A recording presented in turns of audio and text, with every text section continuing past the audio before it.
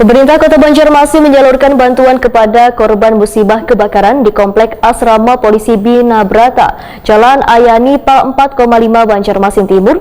Bantuan yang disalurkan kada hanya berupa duit tunai, namun juga berupa bahan logistik wan sembako untuk kebutuhan sehari-hari. Dari hasil pendataan yang dilakukan oleh Tagana, ternyata ada 3 buah rumah yang terbakar, yaitu dengan kondisi rusak berat wan ringan.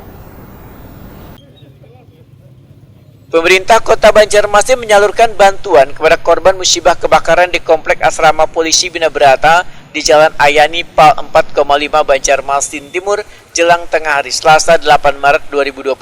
Bantuan yang disalurkan kada hanya berupa duit tunai, namun juga berupa bahan logistik dan sembako untuk kebutuhan sehari-hari.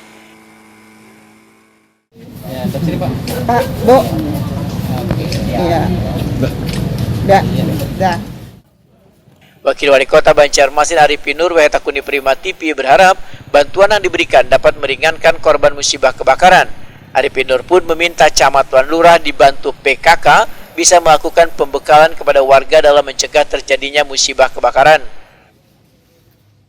Ini kita ada bantuan ya kepada 3 korban kemarin yang korban kebakaran, yang ada di 15, di berapa? RT 30 ya. Jadi ini kita langsung aja kita berikan bantuan yaitu berupa dana tunai oleh pihak Kosras masing-masing Rp3.000 dan juga bantuan seperangkat dari Dinas Sosial. Dan mudah-mudahan ini dapat meringankan daripada korban yang bencana ini.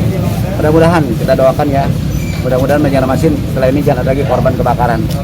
Dan korban-korban apapun kita harapkan dengan doa-doa kita semua mudah-mudahan kita bisa mencegah kebakaran, mencegah dari bencana alam.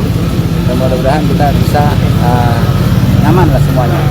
Nah, mudah-mudahan kita dengan cara sosialisasi untuk pencegahan kepada masing-masing lurah nanti melalui kecamatan dibantu oleh PKK untuk bisa metode kita adalah preventif pencegahan untuk kebakaran.